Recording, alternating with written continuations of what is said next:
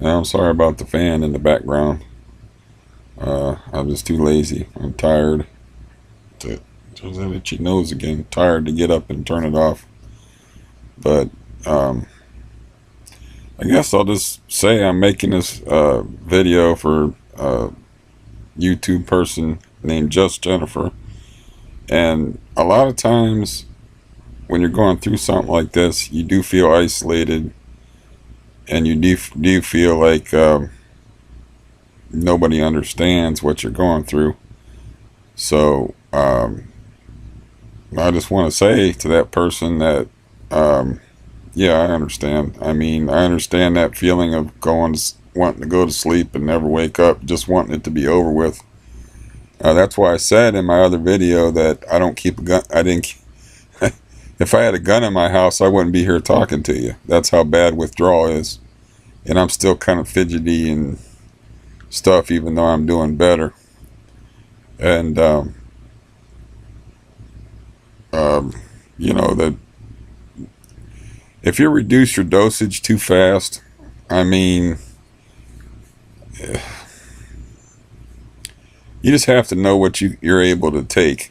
I mean, you don't want to start out with a big reduction and then go backwards, because they have this thing called kindling, where say you drop your dosage by 33% and you're miserable, and then so you take more, and the next time you drop your dosage, your withdrawal is going to be worse. Unfortunately, that's, I guess, the way it works. I'm not sure if I had that experience or not. All I know is the last withdrawal I had was freaking hell. So I would recommend to Just Jennifer, like, look, it's great that you want to quit, and it's great that you want to reduce your dosage, but don't take too much on yourself, and don't yo-yo back and forth. Just start out slow, and then, let your body adjust. Start out like whatever you're taking. I'm not a doctor, but whatever you're taking, just take a little bit less. And once you start to feel not so great, you know, then you try to figure out what you can take, more or less is what I'm trying to say. But start out slow. What happened to me, where I got forced into a 50% reduction, that's not good. That's, once your tolerance gets built up, that's not good. That's guaranteed misery. And it was. So, if you have the choice and if you have the control of doing the tapering, just start out slow. And that's the only advice I can give you. I'm not an expert on these things, and um, if you have a doctor you can talk to, I mean, um, that's the best thing. I mean, my doctor finally listened to me. I think in my last video I made, I was like, I'm not even going to try to talk to the guy or whatever, but he was actually somehow receptive to what I said. And he was like, I'm going to let you control your own taper. And I'm like, hallelujah. I mean, where was this guy when he reduced me by 50%? He's going to let me control my own taper after he already put me through hell, but hell, I'll take it. So he guaranteed that he would write me a script. I think he implied that he would keep writing me scripts, but he definitely said he would write a script for the next month. And that's the way it should be, because only the patient knows, and we're all individuals, and every person that's been through this is different. But only the person knows how much they can take. And if you're trying to take on too much on yourself, just don't do that. I mean, I know you can't trust doctors not to drop you off of this stuff, and I know that part of it's scary.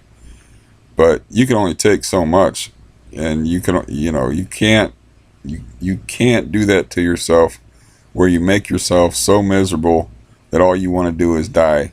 I mean, that's what I was like.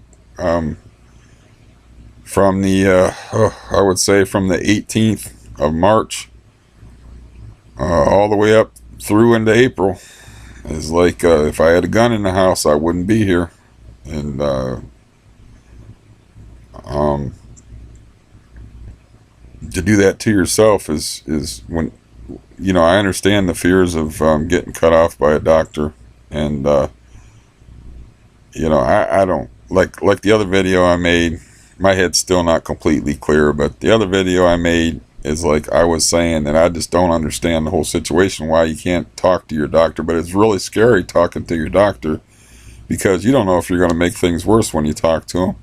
And like I had a lot of resentment built up against my doctor for dropping me 50%. So when I went in there, I was pretty closed mouth about the whole thing. I just said, I just want to know what the plan is here. And I said, we both know I have anxiety. This is almost word for word what I said. We both know I have anxiety. And when you don't know what's going to happen in the future, when you already have anxiety, that makes your anxiety a lot worse. So all I want to know is what the plan is here. And then he said, well, I will prescribe for you next month. He's like, and when you feel like you're ready, then I want you to take half of what you're taking now, but only if you feel you're ready to do it. And I'm like, well, this is a different guy that I'm talking to.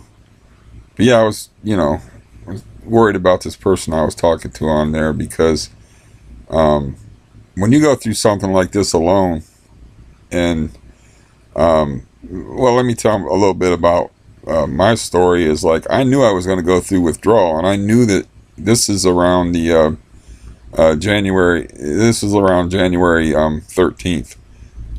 I knew that they were screwing up. What happened is, my doctor office, there was two different doctors in the office, and the one doctor he quit. He retired. So there was an overflow onto my doctor of that guy's patient. So my doctor is swamped.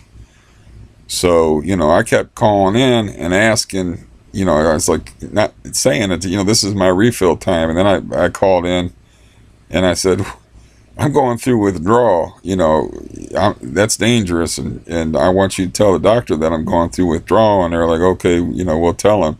And then, I wait, and I don't hear anything from him, and I know the office is closed, and I know I'm going to go through a real bad night, because I'm already sick as hell.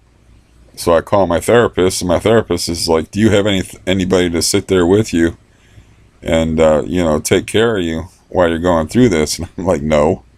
I got people I can ask, but I don't have people I can trust, and I don't want to ask somebody, and, it's not a matter even, maybe it is a matter of pride, I don't know, but I don't like asking people for favors and then having them be like, no, they got that attitude, like, okay, I'll do it, and they don't want to help you, and they don't want to do it, and that kind of hurts me, and I actually am afraid of that, to the point where I went through withdrawal alone, to where I was, I couldn't get out of bed without, my head was spinning and stuff. I could barely get out of bed. It was, I was wobbly and stuff. So,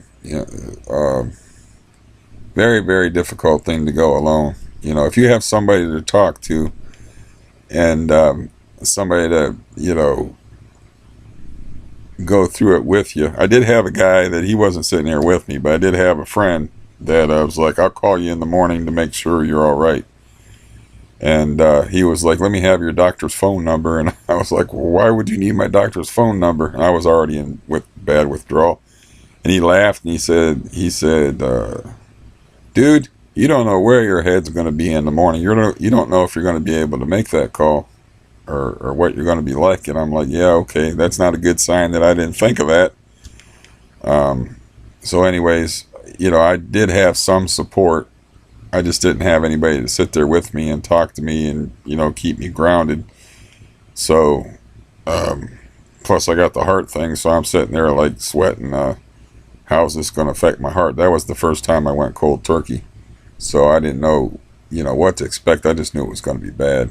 I mean, I had withdrawal before, but this was different. This was 2 days. This was protracted, and I knew it was going to be, I knew ahead of time that this was, this is bad. This is going to happen, and I don't even know if I'm going to get, I got this sleepless night of misery facing me, and I don't even know if I'm going to be able to get anything accomplished tomorrow as far as getting any relief.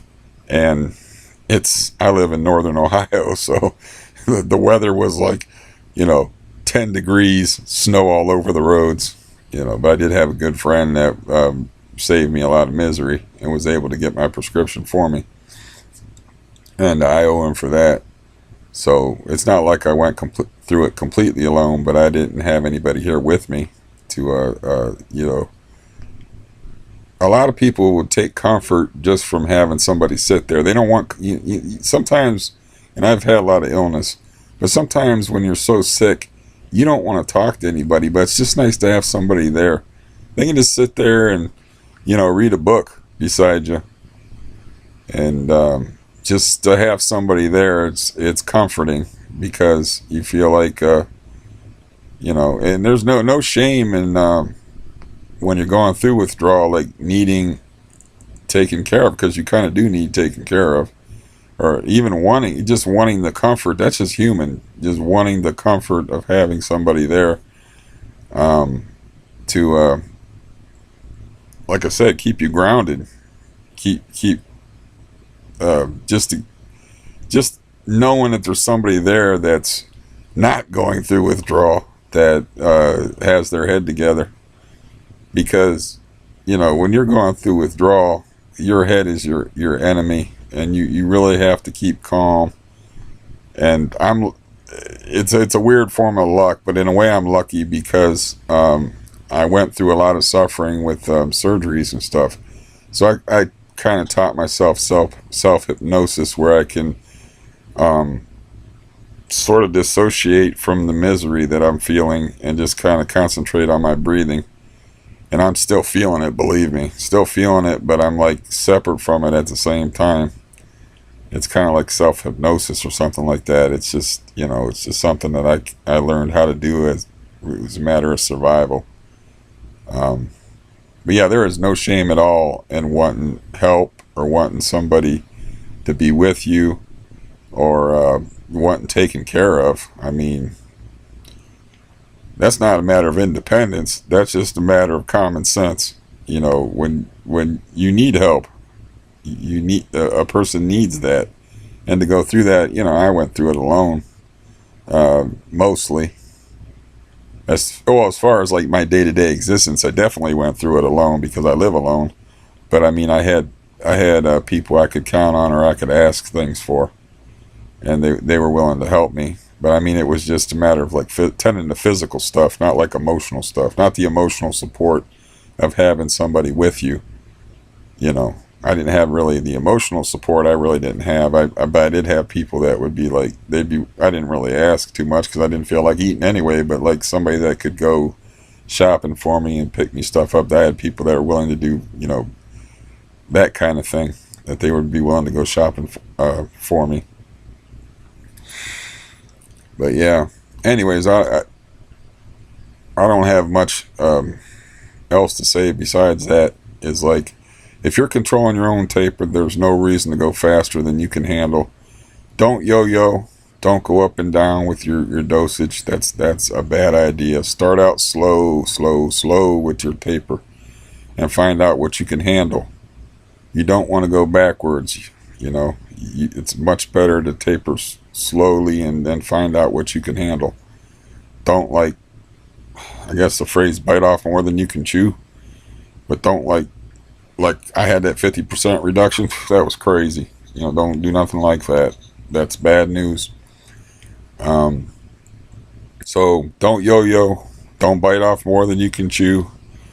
And don't ever feel ashamed of feeling like you need taken care of or you need help, because withdrawal is horrible. And you need somebody that's gone through it to tell you, that can say, look, dude, I know that the kind of fear, the kind of anxiety, the kind of confusion, the mess it makes of you, that's my advice. Don't yo-yo. Don't bite off more than you can chew. Take it slow as far as your reduction. And if you can find a doctor you can talk to, you're going to need help with a doctor. I mean, there's no reason to be super independent, or if you're a dude, macho, you would call it. There's no need to to do that to yourself, because that's not the way. It's not healthy for you. It's not the way to do it, and it's also clinically been proven less effective to do it that way. The slow taper, the most effective way to get off of benzos is a slow taper where you have control of the taper, and because you're the only one that's going to know how much you can take.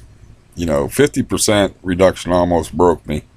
I mean, if I hadn't had a lot of experience with suffering before, I don't know, I would have probably freaked out and got put in a psych unit or something. But I've been through surgeries and I've been through bad stuff before, so I have experience with suffering.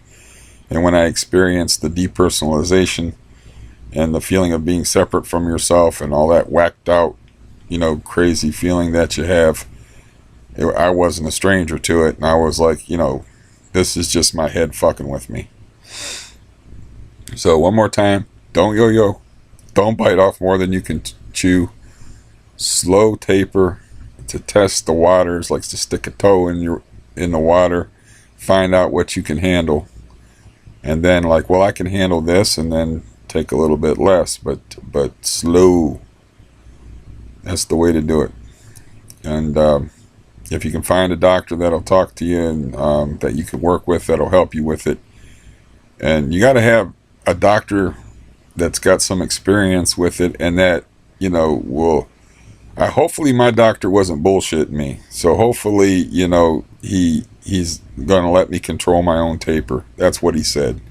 He's like he's gonna leave it up to me to do it, and he said he'll prescribe next month for sure. And I got a general sense that if it takes me longer than next month, and it probably won't, to get off of this stuff, that he said he won't drop me off of it. Those were his words. He said, I'm not just going to drop you off it. And that's what everybody's afraid of, and they got good goddamn reason to be afraid of that. And I understand that.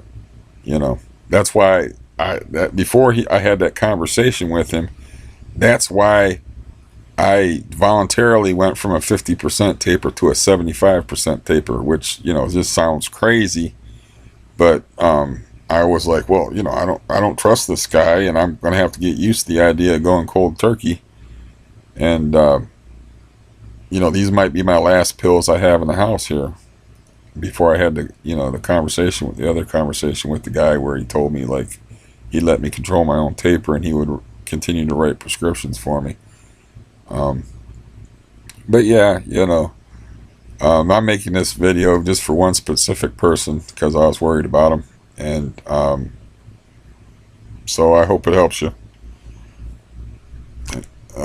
There's people out there that give a damn, and there's people out there that know exactly what you're going through.